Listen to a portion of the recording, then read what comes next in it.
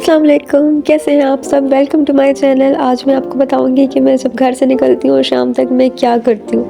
तो मैं अकेली नहीं होती है, बदमाश भी मेरे साथ होता है। मुझे अपने सिबलिंग्स को स्कूल छोड़ना होता है।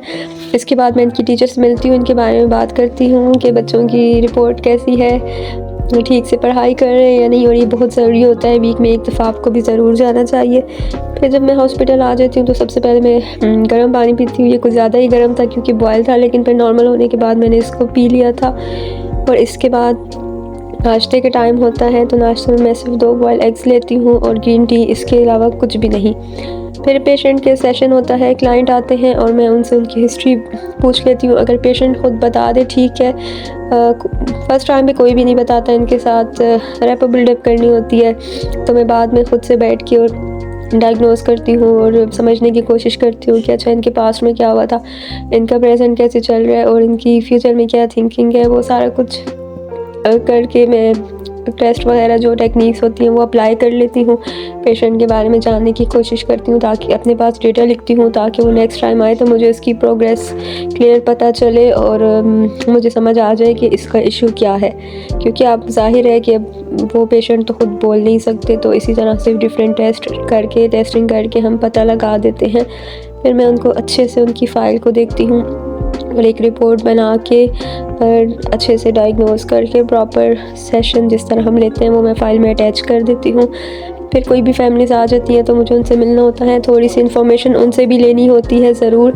क्योंकि अक्सर पेशेंट्स का जो बचपन होता है वो डिस्टर्ब गुजरा होता है। वो फैमिली उनकी बताती है कि हमारे पेशेंट की फैमिली बताती है कि ताल्लुकात अच्छे नहीं थे। फिर नाश्ते में जो भी मिले मैं खा लेती हूँ।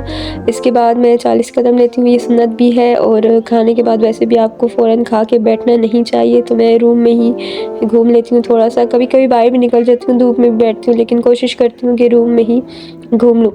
उसके बाद फैमिली के साथ हम कॉल पे भी मीटिंग करते हैं और उधर से भी इंफॉर्मेशन लेते हैं कि आपका पेशेंट जो है उनके घर में उनका बिहेवियर कैसा है, उनकी वाइफ के साथ उनका रिलेशनशिप कैसा है, बाकी सब के साथ कैसा है, उनके फ्रेंड्स कैसे हैं और उनकी घर में क्या क्या एक्टिविटीज़ थी, वो सोशल थे, वो लोगों से मिलते हैं, उनको गुस्सा किस हद तक आता है, उनका एग्रेशन आउट ऑफ कंट्रोल तो नहीं है, या कभी उन्होंने ख़ुद को नुकसान पहुंचाने की कोशिश की हो या किसी और को दी हो। ये सारी बातें हम कॉल पे उनसे पूछ लेते हैं और उसके बाद यहाँ से भी काफ़ी कुछ हेल्प मिल जाती है, पता चलता है। क्योंकि पेशेंट की पूरी लाइफ के बारे में हमने जानना होता है, उनकी सारी हिस्ट्री लेनी होती है। फिर मैं बेकरी आ गई थी क्योंकि काफ़ी दिन हो गए थे, घर वालों के लिए कुछ भी नहीं लेके गई थी, तो सैलरी भी हाथ में थी, तो यहाँ से मैंने उनके लिए पिज़्ज़ा लिया है। बच्चों को भी ज़्यादा पसंद है और खुद डाइट पे हूँ तो अपना सा थोड़ा सा ख्याल रखना पड़ता है। बाकी भी घर के लिए जो ज़रूरी सामान था वो ले लिया था। और ये मेरा